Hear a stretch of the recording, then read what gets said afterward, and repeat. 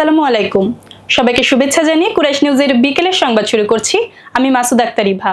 শুরুতেই সংবাদ শিরোনাম। অর্থ পাচার মামলায় খালাস পেলেন তারেক রহমান ও গিয়াসউদ্দিন আল মামুন। সমুদ্রে ভাসতে থাকা ১৩ জেলে জীবিত উদ্ধার করল কোস্টগার্ড।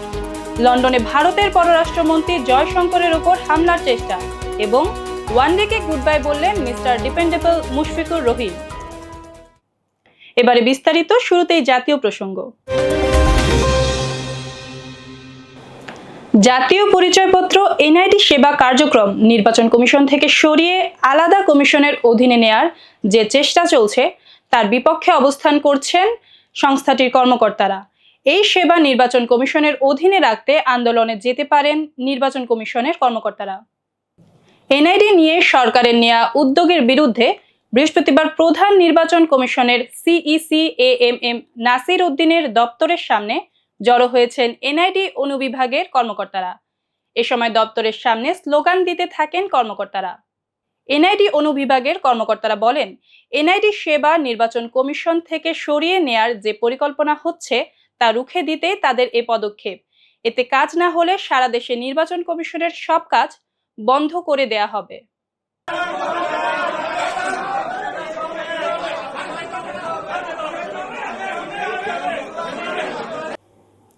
সিঙ্গাপুরে অর্থ পাচারের অভিযোগে দায়ের করা মামলায় বিএনপির ভারপ্রাপ্ত চেয়ারম্যান তারেক রহমান ও ব্যবসায়ী গিয়াসউদ্দিন আল মামুনকে ৭ বছরের দণ্ড থেকে খালাস দিয়েছেন আপিল বিভাগ।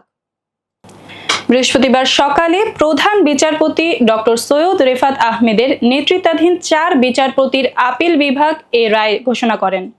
মামলার শুরুর দিকে গিয়াসউদ্দিন আল মামুনের বিরুদ্ধে ৭ বছরের সাজা ছিল, আর তারেক রহমানকে ট্রায়াল কোর্টে খালাস দেয়া হয়। হাইকোর্টে দুদক আপিল করলে গিয়াসউদ্দিন আল মামুনের সাজা বহাল রাখা, পাশাপাশি তারেক রহমানের খালাসের বিরুদ্ধেও আপিল করে দুদক। এই আপিলের পর তাদের বিরুদ্ধে ৭ বছরের সাজা প্রদান করা হয়, তবে পরবর্তীতে আপিল বিভাগে তাদের পক্ষে সুবিচার দেয়া হয়। এই মামলায় গিয়াসউদ্দিন আল মামুন সাহেব ওনার ৭ বছর সাজা ছিল, আর তারেক রহমান সাহেবকে ট্রায়াল কোর্ট একুইটাল দিয়েছিল, খালাস দিয়েছিল।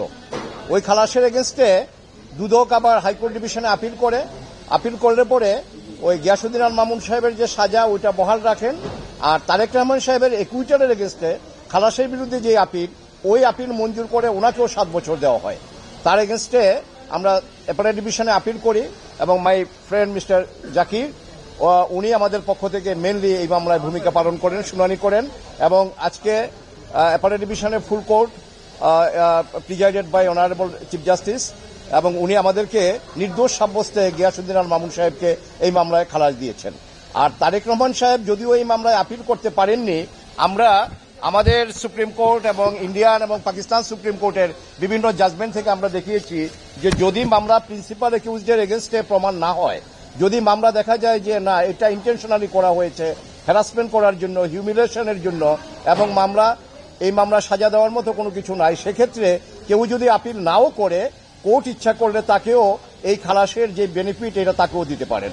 এইভাবে আমাদের প্রেয়ার ছিল, এবং বিভিন্ন সাইটেশন আমরা যখন দেখিয়েছি অনারেবল চিফ জাস্টিস সাহেব এবং বেঞ্চে যে সমস্ত মাননীয় বিচারপতি মহোদয় ছিলেন তারা আমাদের এই কন্টেনশনটা অ্যাকসেপ্ট করেছেন, এবং তারেক রহমান সাহেবও এই রায়ের বেনিফিট পাবেন। অর্থাৎ আমরা বলতে পারি যে উনিও এই মামলায় নির্দোষ সাব্যস্তে খালাস হয়েছেন। চলতি বছরের ডিসেম্বর থেকে আগামী বছরের মার্চ মাসের মধ্যে আগামী জাতীয় সংসদ নির্বাচন অনুষ্ঠিত হবে বলে জানালেন অন্তর্বর্তীকালীন সরকারের প্রধান উপদেষ্টা ডক্টর মোহাম্মদ ইউনূস। বৃহস্পতিবার ব্রিটিশ সংবাদ মাধ্যম বিবিসিকে দেয়া এক সাক্ষাৎকারে একথা বলেন তিনি। ডক্টর মোহাম্মদ ইউনূস এ সময় বলেন, আগামী নির্বাচনে আওয়ামী লীগ অংশ নেবে কিনা সেই সিদ্ধান্ত দলটিকেই নিতে হবে। পাশাপাশি নির্বাচনে কারা অংশগ্রহণ করবে তার সিদ্ধান্ত নেবে নির্বাচন কমিশন। তিনি আরো বলেন, একটি দেশের শান্তি ও শৃঙ্খলার পাশাপাশি অর্থনীতি সবচেয়ে গুরুত্বপূর্ণ বিষয়। বর্তমান সরকার কত দ্রুত সংস্কার করতে পারে তার উপর নির্বাচনের সময়সীমা নির্ভর করছে। When do you plan on having elections? I made it very clear that if reforms can be done as quickly as we wish, December will be a time that we will hold elections. Will the Awami League be able to participate in those elections? They have to decide whether they want to do it. I cannot decide for them. Will you allow them to participate? Who am I to allow them? You're the head of this country. Election Commission will do that. Election Commission decides who participates in election, who doesn't. It's not the Prime Minister who decides. I want to move on to foreign aid. Bangladesh relies on foreign aid. The United States and the UK are both making significant cuts to their foreign aid budgets. How will Bangladesh make up the shortfall? When it happens, we'll make it do what it is. USAID has made it clear that they're pulling out. It's a small part of it. It's not a big deal. It's their decision to do whatever it is. It doesn't shake it up. It will be helpful because they are doing things which we wanted to get it done, like fighting corruptions and things like that. How are you going to make up the shortfall? Well, Is that there a doesn't plan? mean Bangladesh will disappear from the map. We'll have a new strategy how to survive, how to do it, how to continue. It doesn't mean that if one country decides not to give you No, I understand that. I guess I'm foreign asking, aid. what is the plan? Plan is to rely on yourself, a self-reliance economy, that's all. এবারে জেলার সংবাদ। মাছ ধরার ট্রলারের engine বিকল হয়ে 4 দিন ধরে গভীর সমুদ্রে ভাসতে থাকা 13 জেলেকে উদ্ধার করল কোস্টগার্ড। সুন্দরবনের দুবলার চরের আলোরকোল থেকে আনুমানিক 10 মাইল দূরে গভীর সমুদ্রে ট্রলারের ভাসমান জেলেদের জীবিত অবস্থায় উদ্ধার করা হয়।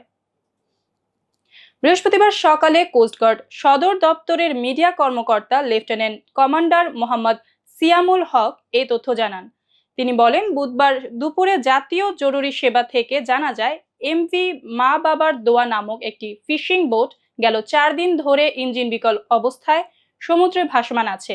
এ তথ্যের ভিত্তিতে কোস্টগার্ড পশ্চিম জোন অধীনস্থ আউটপোস্টের দুবলা থেকে 4 সদস্যের একটি উদ্ধারকারী দল দ্রুত ঘটনাস্থলে পৌঁছে 13 জেলেকে জীবিত উদ্ধার করতে সক্ষম হয়। এবারে আন্তর্জাতিক প্রসঙ্গ।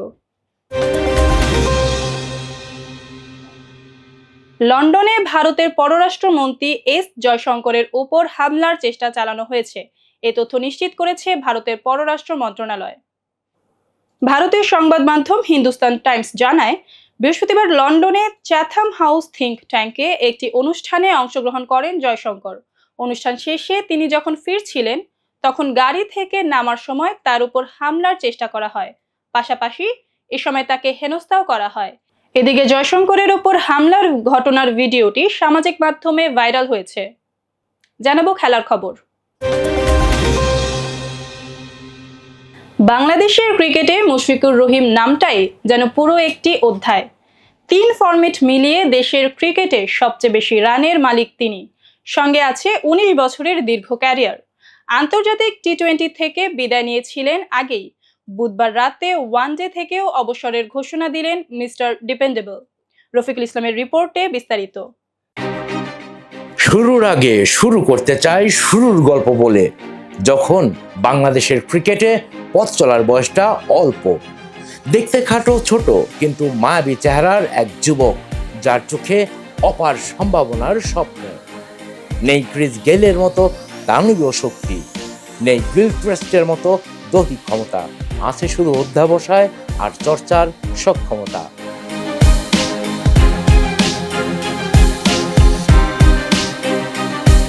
যখন বাংলাদেশ ক্রিকেট দল 60 বল খেলতেই ডট থাকতো 45টি, বলছি তখনকার কথা। স্ট্রাইক রোটেট করে কিভাবে রান সংগ্রহ করতে হয় শিখিয়েছেন যিনি। খোদা প্রদত্ত ট্যালেন্ট নয়, অধ্যাবসায় আর চর্চার মধ্য দিয়ে খোদা থেকে মেধা ছিনিয়ে এনেছেন তিনি। বলছি তার কথা, হচ্ছে মুশফিকুর রহিম নামের চর্চা।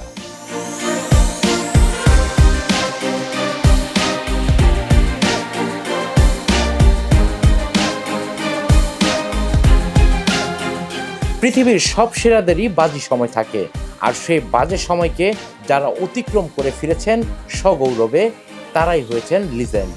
তেমনই এক লিজেন্ডের নাম মুশফিকুর রহিম। গিয়েছে বাজে সময় আর ফরহীনতা, ফিরেছেন প্রচন্ড প্রতাপ আর ক্ষিপ্রতার প্রত্যয়ে। One of the best knocks around is over the moon, enjoying the moment. Bangladesh ক্রিকেটের এক অনন্য উজ্জ্বল নক্ষত্র মুশফিকুর রহিম বৃহস্পতিবার আনুষ্ঠানিকভাবে ওয়ানডে ক্রিকেট থেকে বিদায় নেন। 19 বছরের বর্ণাঢ্য ক্যারিয়ার শেষে তিনি সোশ্যাল মিডিয়ায় একটি আবেগঘন বার্তায় অবসরের ঘোষণা দেন। এই যে কপালটা দেখছেন, হাসবুনাল্লাহু ওয়া নি'মাল ওয়াকিল নি'মাল মাওলা ওয়া নি'মাল নাসির। আমি যখন প্র্যাকটিসে সকালে উঠে তখন আপনাদের ম্যাক্সিমাম সবাই ঘুমায় থাকে, তো আল্লাহর রহমতে কিছুটা হলেও আল্লাহ তো দেখে। আলহামদুলিল্লাহ, যখনই দেশের হয়ে মাঠে নেমেছি শতভাগের বেশি দেওয়ার চেষ্টা করেছি, এমনই অনুভূতির কথা জানিয়ে মুশফিক নিজের ভেরিফাইড ফেসবুক পেজে অবসরের ঘোষণা দেন।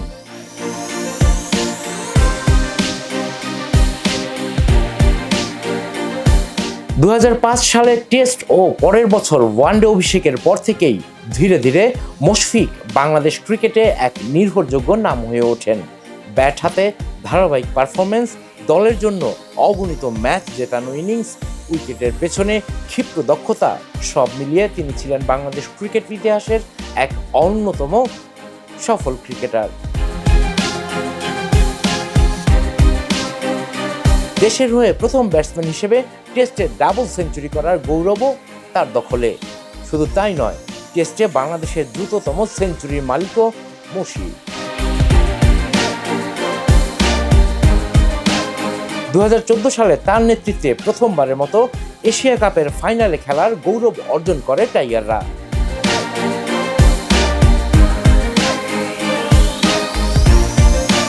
মুশফিকুর রহিম শুধু একজন ক্রিকেটার নন, তিনি ছিলেন বাংলাদেশ ক্রিকেটের হৃদয়।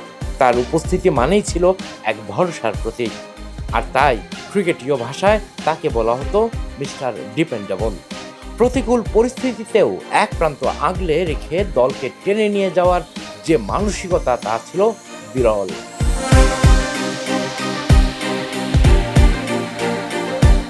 শুধু ব্যাটিং নয়, উইকেটের পেছনে তার দক্ষতাও ছিল অতুলনীয়।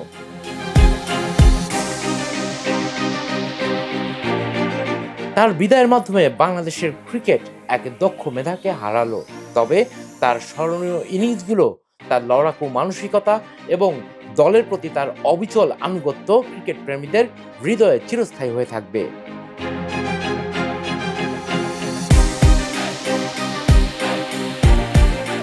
যারা দীর্ঘ 19 বছর ধরে তাকে সমর্থন করেছেন, বিদায়ী বার্তায় পরিবার, বন্ধু ও ভক্তদের প্রতি কৃতজ্ঞতা প্রকাশ করেন মুশফিক।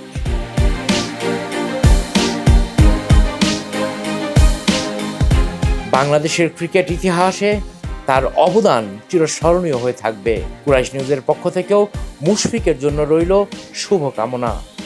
বিদায় মিডল অর্ডার, বিদায় মিস্টার ডিপেন্ডেবল, বিদায় Mushfiqur Rahim. Rafiqul Islam, sports desk, Quraish news. সংবাদ শেষ করব বিনোদন অঙ্গনের খবর দিয়ে। কাজের তুলনায় ব্যক্তিজীবন নিয়ে বেশি সমালোচিত একসময়ের জনপ্রিয় অভিনেত্রী সাদিয়া জাহান প্রভা, কারণ তার দাম্পত্য জীবন নিয়ে একটা সময় খুব আলোচনায় এসেছিলেন তিনি। সে সময়টা সুখকর ছিল না অভিনেত্রীর জন্য, পাশাপাশি ক্যারিয়ার ঠিক রাখতে গিয়ে কাটাতে হয়েছে নানা চড়াই উতরাই। শোবিজের চাকচিক্য থেকে অভিনেত্রীর অনেকটা দূরে সরে যাওয়ার পেছনে ছিল নানা কারণ। সম্প্রতি গণমাধ্যমের মুখোমুখি হয়ে সেসবই জানিয়েছে প্রভা। তার মুখে উঠে এলো মিডিয়ার সিন্ডিকেটের কথা। অভিনেত্রী প্রভা বলেন, সিন্ডিকেট কখন গেছে কখন এসেছে সেটার আগেই তাকে ছোট একটা সিন্ডিকেটের মধ্যে পড়তে হয়েছে। 11-12 সালের দিকে 2.5 বছরের মতো একটা গ্যাপ গেছে তার। এরপর যখন আবার কাজ করতে আসেন, তখন তার সাথে অনেক ডিরেক্টর, অনেক কোয়ার্টিস্টরা কাজ করতে চাইতেন না বলেও জানান তিনি। অনেস্টলি সিন্ডিকেট কখন গিয়েছে কখন এসেছে সেটার আগেই আমি আসলে ছোট্ট কিছু সিন্ডিকেটের মধ্যেই পড়তে হয়েছে। সেটাকে আসলে ডিরেক্টলি বলা যাবে না, বা তাতে আসলে অনেক ডিরেক্টররা বা অনেক কোয়ার্টিস্টরা একটা সময় কাজ করতে চাইতেন না, স্পেশালি ডিরেক্টররা। সংবাদ শেষ করার আগে সংবাদ শিরোনামগুলো আরও একবার। অর্থ পাচার মামলায় খালাস পেলেন তারেক রহমান ও গিয়াসউদ্দিন আল মামুন। সমুদ্রে ভাসতে থাকা 13 জেলে জীবিত উদ্ধার করল কোস্টগার্ড। লন্ডনে ভারতের পররাষ্ট্রমন্ত্রী জয়শঙ্করের উপর হামলার চেষ্টা। এবং ওয়ানডেকে গুড বাই বললেন মিস্টার ডিপেন্ডেবল মুশফিকুর রহিম। দর্শক, এতক্ষণ সাথে থাকার জন্য ধন্যবাদ। সবশেষ সংবাদ দেখতে চোখ রাখুন কুরাইশ নিউজের পর্দায় অথবা ভিজিট করুন www.quraishnews.com। কুরাইশ নিউজের পরবর্তী সংবাদ দেখার আমন্ত্রণ জানিয়ে আপনাদের কাছ থেকে এখনকার মতো আমি মাসুদা আক্তার ইভা বিদায় নিচ্ছি। আল্লাহ হাফেজ।